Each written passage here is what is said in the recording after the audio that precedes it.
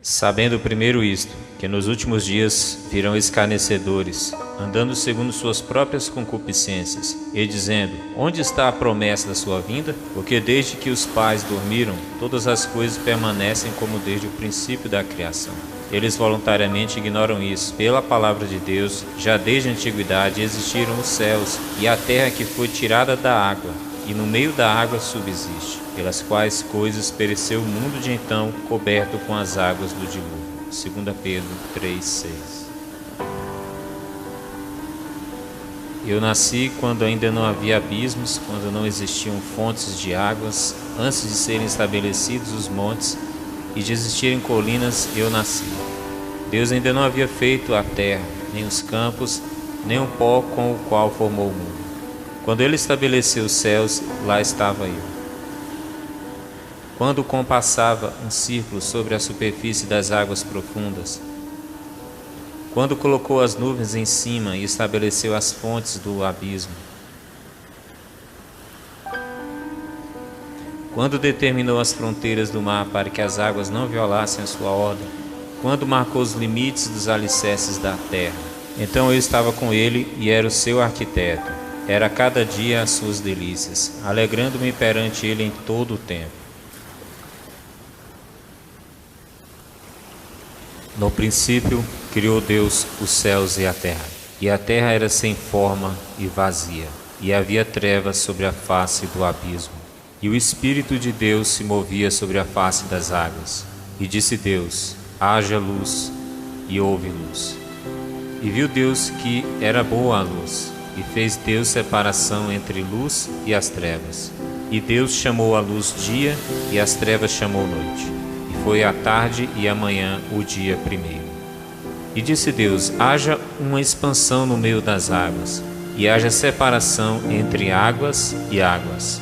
E fez Deus o domo, e fez separação entre as águas que estavam debaixo do domo e as águas que estavam acima do domo. E assim foi. E chamou Deus o domo de céus. E foi tarde amanhã, o dia segundo. E disse Deus: ajuntem-se as águas debaixo dos céus num lugar, e apareça a porção seca. E assim foi. E chamou Deus a porção seca terra, e ao ajuntamento das águas chamou mares. E viu Deus que era bom. E disse Deus: haja luminares no domo dos céus, para haver separação entre o dia e a noite, e sejam eles para sinais e para tempos determinados, e para dias e anos, e sejam para luminares no domo dos céus, para iluminar a terra. E assim foi.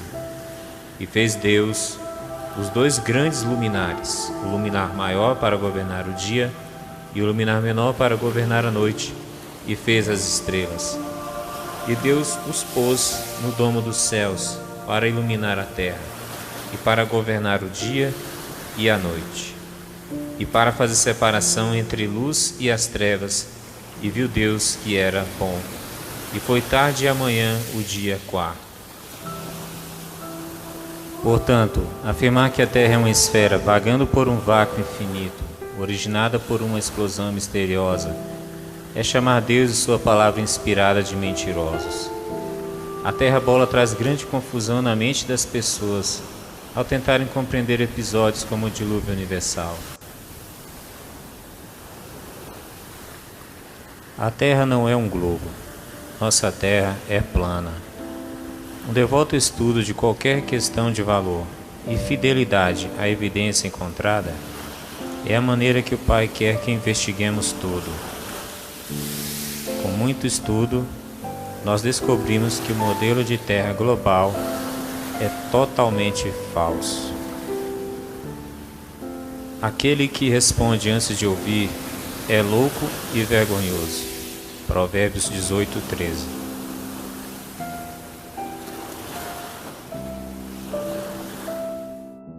Uma vida inteira de informações enganosas é difícil de abalar, mas com precisão espiritual, recebendo o conhecimento da verdade, é muito mais saudável aceitar um erro aprendido quando criança. Oramos para que você também investigue segundo as maneiras do Criador, com a mente aberta e um coração honesto. A verdade nunca tem medo da investigação máxima. David Wardlaw Scott. Esse não é um estudo exaustivo sobre a Terra plana, mas deve incentivar uma investigação honesta sobre este assunto intrigante. Para mais informações, visite nossa página no Facebook. 1. Segundo a Escritura, a terra é imóvel. Trema perante ele, trema toda a terra, pois o mundo se firmará, para que não se mova. 1 Crônicas 16:30. O Senhor reina, está vestido de majestade. Deus se revestiu e cingiu de poder. O mundo também está firmado, e não poderá ser movido. Salmos 93:1. Dizei entre os gentios que Deus reina. O mundo também se firmará, para que não se abale. Julgará os povos com retidão. Salmo 96:10. Bendiz, ó minha alma, ao Senhor. Deus meu, magnificentíssimo, estás vestido de glória e de majestade. Lançou os fundamentos da terra, ela não será movida em tempo algum. Salmo 104:1-5. 2. A terra e os corpos celestes são delimitados pelo firmamento. E disse Deus: haja uma expansão no meio das águas, e haja separação entre águas e águas. E Deus fez a expansão, e fez separação entre as águas que estavam debaixo e as águas que estavam acima do firmamento. E assim foi. E chamou Deus a expansão céus, e foi tarde de manhã o dia segundo. Gênesis 1:6-8. Não poderia ser mais claro: a água tanto abaixo do firmamento como acima do firmamento. Louvai-o, céus dos céus, e as águas que estão sobre os céus. Salmo 148:4. A palavra traduzida como firmamento aqui é H7549, de Strong, Rakia, que significa abóboda que apoia as águas acima. 3. Os corpos celestes foram colocados dentro deste firmamento. E disse Deus: haja luminares na expansão dos céus, para haver separação entre dia e a noite. E sejam eles para sinais, para tempos determinados e para os dias e anos. E Deus os pôs na expansão dos céus. Gênesis 1:14-17. A Escritura, em linguagem simples, diz que: primeiro, a água tanto abaixo como acima do firmamento. Gênesis 1:6-8. 2. Os corpos celestes foram colocados dentro do firmamento. Gênesis 1:14-18. 4. O firmamento é inerentemente sólido. A raiz da palavra rakia, ou firmamento, é H7554, de Strong, raka, que significa, por analogia, expandir, martelando. Por implicação, sobrepor, com folhas finas de metal, bater, fazer amplo, selar, esticar. Concluímos que o firmamento retém as águas, é sólido, como se tivesse sido batido para fora, como uma folha de metal. Elihu, em sua conversa com Jó, confirma isso, usando essa mesma palavra, raka, para expressar como Deus estendeu o firmamento. Ou estendestes com ele os céus, H7554, raka, que estão firmes como espelho fundido, Jó 37:18. Essa é uma passagem-chave, citada por aqueles que defendem o modelo do globo. Ele é o que está sentado sobre o círculo da terra, cujos moradores são para ele como gafanhotos. Ele é o que estende os céus como cortina e os desenrola como tenda para neles habitar. Isaías 40, 22. A palavra círculo é H2329 The Strong, Hug. Isso significa círculo, circuito ou bússola. Sobre inspiração divina, Isaías foi deliberado em sua escolha de palavras, não faltando uma palavra hebraica para descrever bola, como na seguinte passagem. Ele vai pegá-lo como quem pega uma bola e vai jogá-lo longe, num país enorme. Isaías 22, 18. Isaías escolheu usar H1754 The Strong, Dur, não H2329, Hug, termos completamente diferentes. Deus está assentado sobre o domo dos céus, acima da terra, e os habitantes da terra parecem como gafanhotos. A partir desse ponto de vista, quão grande Ele é? O Senhor está sentado acima ou no firmamento. Ele o esticou sobre a terra como uma tenda. Frequentemente encontramos tais termos em toda a Escritura, o que concorda plenamente com o conceito de uma terra plana. Ele também confirma a natureza sólida do domo. Quando, ao falar a Jó, ele diz: o Senhor caminha sobre o Hug, H2329 The Strong, usado por Isaías para denotar a abóbada do céu. As nuvens são esconderijo para ele, para que não veja, e passeia pelo circuito H2329 Hug dos céus, H8064 Shamaim, Jó 22:14. Porventura, Deus não está na altura dos céus, H8064 Shamaim. Olha para a altura das estrelas, quão elevadas estão, Jó 22:12. Segundo a Escritura, a terra é plana. Nós encontramos momentos interessantes em Jó capítulo 38, quando Deus aparece para ele com muitas perguntas. Uma delas é essencialmente reveladora. Ou, com o teu conhecimento, chegaste às larguras da terra? Faz-me saber se sabes tudo isso. Jó 38:18. A palavra amplitude aqui é H7338 The Strong, Hashab, que significa amplitude, extensão, ampla. Deus pergunta a Jó quão extensa a terra era. Esta parece ser uma questão legítima para a terra plana. Faz pouco sentido em um globo. Os detalhes do sonho profético de Nabucodonosor em Daniel capítulo 4 também indicam uma terra plana. Eis, pois, as visões da minha cabeça, estando eu na minha cama. Eu estava assim olhando, e vi uma árvore no meio da terra, cuja altura era grande. Crescia esta árvore e se fazia forte, de maneira que a sua altura chegava até ao céu, e era vista até os confins da terra. Daniel 4, 10, 11. Apesar disso ser apenas um sonho, apenas em uma terra plana, isso seria possível.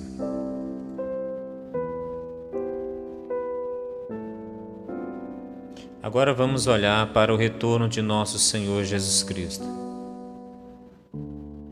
E havendo aberto o sexto selo, olhei, e eis que houve um grande tremor de terra, e o sol tornou-se negro como um saco de cilício, e a lua tornou-se como sangue, e as estrelas do céu caíram sobre a terra, como quando a figueira lança de si os seus figos verdes, abalada por um vento forte, e o céu retirou-se, como um livro que se enrola, e todos os montes e ilhas foram removidos de seus lugares, e os reis da terra, e os grandes, e os ricos, e os tribunos, e os poderosos, e todo servo e todo livre se esconderam nas cavernas e nas rochas das montanhas, e diziam aos montes e aos rochedos: Caí sobre nós, escondei-nos do rosto daquele que está sentado sobre o trono, e da ira do Cordeiro, porque é vindo o grande dia da sua ira, e quem poderá subsistir?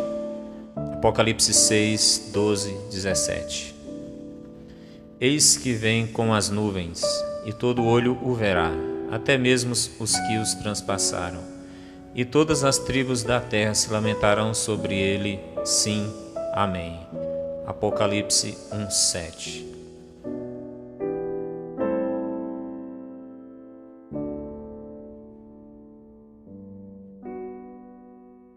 Primeiro, João concorda com todos os outros profetas. Estrelas não eram maiores do que a Terra e a milhões de quilômetros de distância. Uma estrela poderia destruir muitas terras.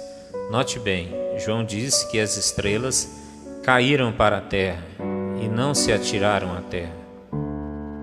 2. Os céus, em seguida, se partem como um pergaminho. Apocalipse 6,14.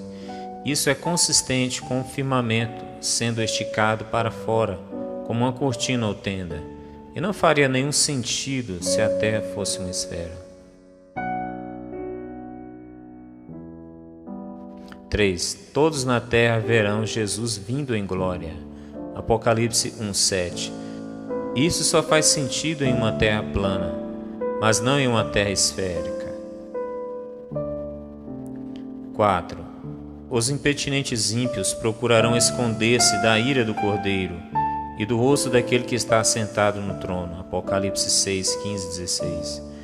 Quando os céus são revertidos como um livro, o ímpio vê a face daquele que está sentado sobre o trono, acima do domo celestial, e vai procurar esconder-se.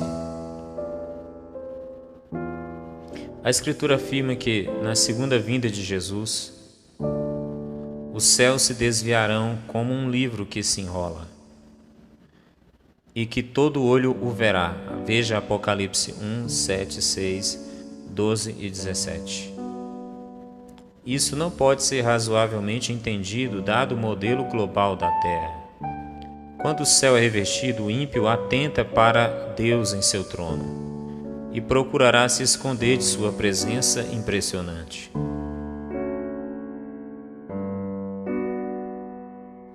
5. Os corpos celestes que se movem, não a terra. Josué falou com ele, na presença dos israelitas: Sol, fique parado em Gibeão. Lua, pare sobre o vale de Aijalon. O sol ficou parado no meio do céu e atrasou a sua descida por quase um dia inteiro. Josué 10, 12 e 13.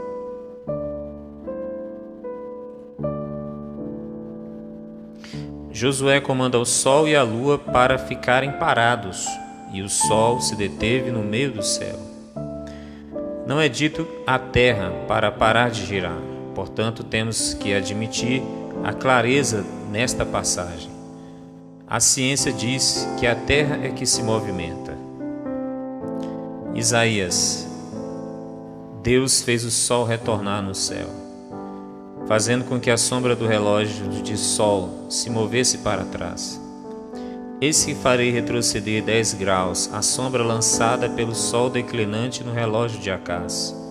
Assim retrocedeu o sol os 10 graus que já tinha declinado. Isaías 38, 8. Isaías acreditava que o sol se movia, não a terra. Davi também acreditava que o sol se movia. Os céus declaram a glória de Deus, e o firmamento anuncia a obra de suas mãos. Neles pôs uma tenda para o sol, o qual é como um noivo que sai do seu tálamo e se alegra como um herói a correr o seu caminho. A sua saída é desde uma extremidade dos céus e o seu curso até a outra extremidade, e nada se esconde ao seu calor. Salmo 19, 1 ao 6. Deus nos proíbe de fazer o testemunho dos profetas subservientes às teorias de homens falhos e caídos. Não é somente a Escritura que comprova a realidade da Terra plana. A evidência empírica é absolutamente esmagadora. Existem muitas evidências para o candidato honesto de verdade. Por exemplo, se a Terra fosse uma bola, Chicago, a 96 quilômetros, deveria estar debaixo de mais de 650 metros da linha do horizonte. Objeções sobre a superfície parecem válidas, mas falham miseravelmente sobre exame minucioso. Convidamos você a estudar cuidadosamente, com um coração honesto e compromisso determinado, para se curvar a evidência, onde quer que ela leve. Em vindo a soberba virá também a afronta, mas com os humildes está a sabedoria. Provérbios 11, 2. Aos amantes de falsas profecias e de falsa ciência, 2 Timóteo 6,20 nos diz: Ó Timóteo, guarda o tesouro que te foi confiado, tendo horror aos clamores vãos e profanos e às oposições da falsamente chamada ciência, a qual, professando-a alguns, se desviaram da fé. A graça seja contigo. Amém.